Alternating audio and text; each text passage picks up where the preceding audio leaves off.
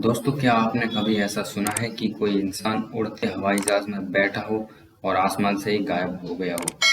अगर नहीं सुना है तो हम आपको बता दें कि यह कोई कहानी नहीं बल्कि हकीकत है। 48 साल पहले ऐसा अमेरिका में हो चुका है और वो रहस्यमय इंसान आज तक ही गायब है। बात 1971 की है। सूट बूट पहना एक शख्स हाथ में काले रंग का बैग लिए अमेरिकी एयरपोर्ट पर पहुंचा। वहां उसने काउंटर पर जाकर सिएटल जाने वाली फ्लाइट का टिकट लिया।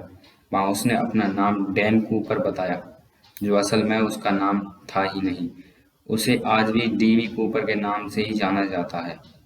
हालांकि टिकट लेकर वो रहस्यमयी शख्स सीधे अपने फ्लाइट की ओर बढ़ा। उसके विमान का नाम बोइंग 727 था। उसे हवाई जहाज के सबसे पीछे वाली सीट मिली थी। वह सीधे जाकर अपनी सीट पर बैठ गया। बाकी यात्रियों की तरह अपने अपना बैग ऊपर ना रखकर अपने पास ही रखा। विमान जैसे ही एयरपोर्ट से उड़ा, डीवी कूपर ने अपना काम शुरू कर दिया। कूपर ने फ्लाइट अटेंडेंट को एक कागज का टुकड़ा दिया। कहा जाता है कि तब अटेंडेंट को लगा कि वह कोई बिजनेसमैन है और उसे अपना नंबर दे रहा है। हालांकि अटेंडेंट ने उस कागज को ले लिया, लेकिन उसे पढ़ते ही वो सन्न रह गई। दरअसल उस कागज के टुकड़े पर लिखा था, मेरे पास बम है। कूपर ने फ्लाइट अटेंडेंट को अपना बैग खोलकर भी दिखाया। उसमें सचमुच में एक बम था। इसके बाद कूपर ने उसे अपनी सारी शर्तें बताईं और कहा कि विमान को नजदीकी एयरपोर्ट पर लैंड कराया जाए और उसमें फिर से ईंधन भरा जाए। इसके साथ ही उसने $2 लाख आज के हिसाब से करीब 1 करोड़ 36 लाख रुपए और 4 पैराशूट की भी मांग की। कूपर की मांग सुनकर फ्लाइट अटेंडेंट सीधे पायलट के पास पहुंचे और उसे सारी बात बताई। इसके बाद पायलट ने तुरंत विमान हाईजैक और कूपर की मांगों के बारे में सिएटल के एयर ट्रैफिक कंट्रोल को सूचना दी। फिर क्या हर तरफ अफरा तफरी मच गई। पुलिस से लेकर एफबीआई तक को इसकी सूचना दी गई। हालांकि यात्रियों की जान खतरे में थी, इसलिए अमेरिका सरकार ने उसकी मांग मान ली और $2 लाख से भरे बैग उसके पास विमान में पहुंचा दिए गए। लेकिन उससे पहले एफबीआई ने उससे नोटों के नंबर नोट कर लिए थे, ताकि हाईजैकर को पकड़ा जा सके। किसी को भी अंदाजा नहीं था कि कूपर का असली खेल तो अभी बाकी था। दरअसल कूपर की जब सारी मांगें पूरी गईं तो उसने पायलट को विमान उड़ाने के लिए कहा। रात का समय था और उसने पायलट को विमान मैक्सिको ले जाने के लिए बोला। उधर अमेरिकी एयरफोर्स ने भी अपने 2 विमान उसके पीछे लगा दिए थे, ताकि लैंडिंग के वक्त कूपर को पकड़ा जा सके। विमान अभी हवा में ही था कि कूपर ने सभी को पायलट रूम में जाने को कहा।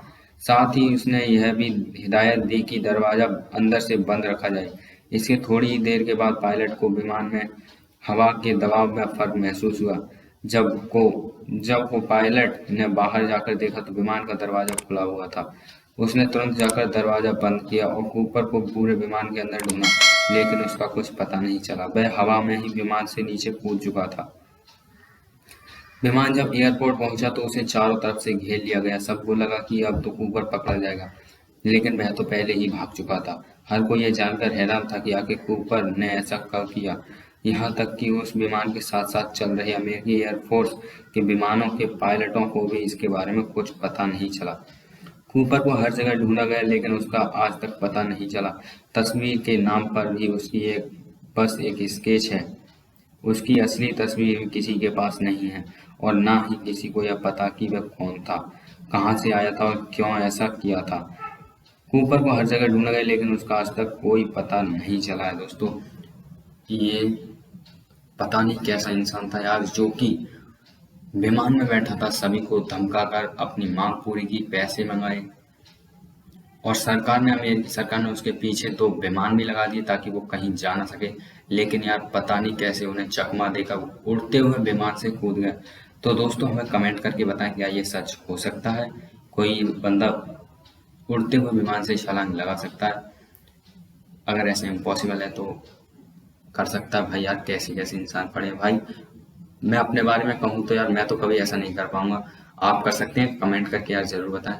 तो दोस्तों,